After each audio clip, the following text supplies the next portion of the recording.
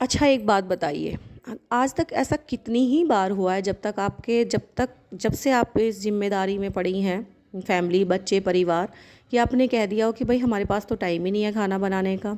नहीं मिलता टाइम तो कैसे बनाएँ खाना? नहीं मिलता टाइम तो बच्चों की केयर कैसे करें? कैसे करवाएँ बच्चों को होमवर्क?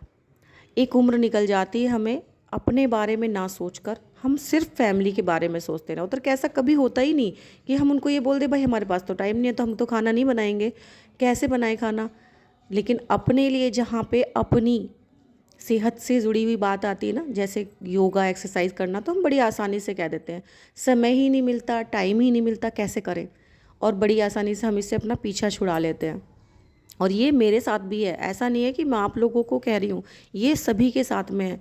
हम अपनी फैमिली के लिए बहुत अच्छे से टाइम निकाल लेते हैं, खाना बनाना, कपड़े धोना, वॉशिंग मशीन प्रेस करना, और बच्चों को पढ़ाना लिखाना, सब चीज़ का हमारे पास टाइम हो जाता है। तो हमारे पास सिर्फ 30 मिनट अपने लिए क्यों नहीं होते हैं? उसमें हम लापरवाही कर जाते हैं। ऐसा नहीं है कि टाइम होता नहीं है, उसमें हम लापरवाही कर जाते हैं। हमारे पास अपने लिए एक्सक्यूज़ है कि भाई हम नहीं अपना ध्यान रख पा रहे। और जब हमारी सेहत बिगड़ती है एक उम्र के बाद, हमें रियलाइज़ होता है कि भाई समय रहते हम अगर अपना ध्यान रखते तो अच्छा था। वैसे देर कभी नहीं होती, किसी चीज़ को कभी देर नहीं होती। तब जागो जब ही सवेरा। अपना ध्यान रखना बहुत ही ज़्यादा ज़रूरी है।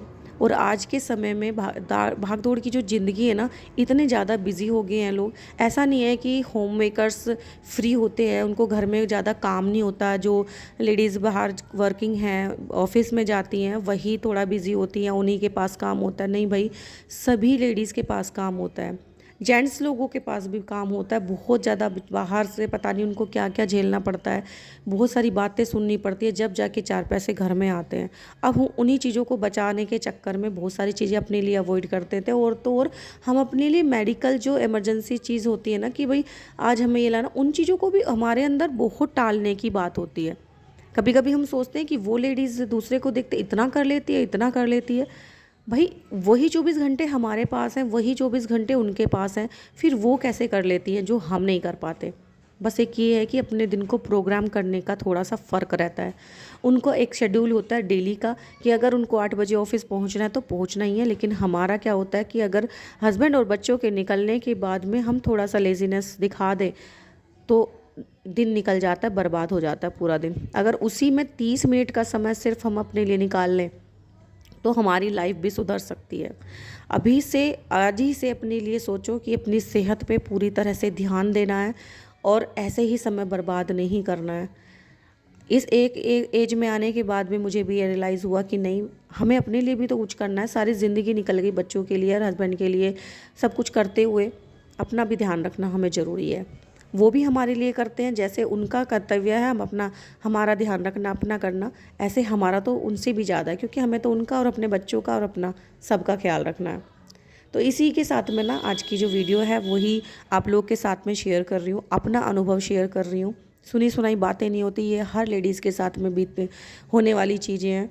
कोई नकार नहीं सकता इसको चीज़ की, कोई लेडीज़ इससे नहीं गुजरती।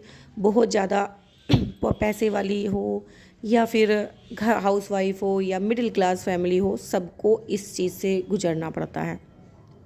तो चलो आज प्रॉमिस करो अपने आप से कि आप लोग भी अपना ख्याल रखोगे और हमें भी अपना सबको साथ में ख्याल रखना है।